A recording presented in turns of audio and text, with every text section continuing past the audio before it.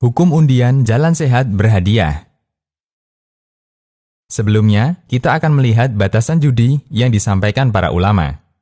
Ibnu Qudamah mengatakan, ketika dua orang berlomba dan ada hadiahnya, namun masing-masing membayar iuran, hukumnya tidak dibolehkan dan termasuk judi. Karena masing-masing ada dua kemungkinan, beruntung atau rugi.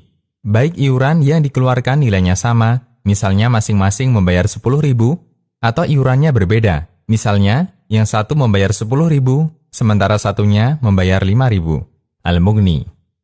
Karena hakikat iuran hadiah yang dibayarkan adalah taruhan, sehingga ada satu pihak yang diuntungkan, sementara pihak lain dirugikan. Berbeda jika yang terjadi adalah ada pihak yang diuntungkan, sementara pihak lain tidak dirugikan, ini bukan judi. Terkait perlombaan, ada dua kasus kegiatan berhadiah yang perlu kita bedakan. Pertama, hadiah yang diambil dari pihak luar, bukan dari iuran peserta.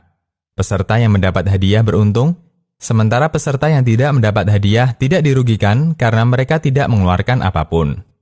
Misal, kegiatan jalan sehat berhadiah yang diselenggarakan di RT. Peserta bayar 3.000 untuk biaya snack, minuman, dan perlengkapan kegiatan. Hadiahnya beragam, dari mulai motor dari sponsor sampai makanan. Kita bisa memastikan hadiah yang diberikan bukan dari iuran peserta, karena hadiah itu sudah habis untuk biaya snack dan keperluan panitia. Kedua, hadiah yang diambil dari iuran peserta kegiatan, sehingga ada sebagian yang diuntungkan, sementara di saat yang sama ada pihak yang dirugikan. Misalnya, jalan sehat yang diselenggarakan perusahaan X. Tiap peserta bayar 100.000 dan hanya mendapat 1 botol air mineral. Ada 300 peserta, hadiah utama motor, dan hadiah terkecil setrika. Kita bisa memastikan hadiah yang dibagikan peserta diambil dari biaya pendaftaran, sehingga peserta yang mendapat hadiah beruntung, sementara peserta yang tidak mendapat hadiah rugi 97.000, yang 3.000 untuk biaya air mineral. Berdasarkan batasan yang disampaikan Ibnu Qudamah, untuk kasus kegiatan pertama dibolehkan, karena tidak ada taruhan, sehingga bukan termasuk judi. Sementara kasus kedua, iuran yang dibayarkan peserta merupakan taruhan dan termasuk judi.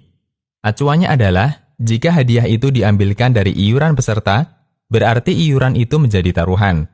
Namun jika hadiah tidak diambil dari iuran peserta, tidak termasuk taruhan karena tidak ada yang dirugikan. Jika jalan sehat membayar 20.000 dengan fasilitas berupa kaos, snack, dan minum, tentu sudah habis, sehingga hadiah bukan dari peserta. Kecuali lomba yang mendukung jihad.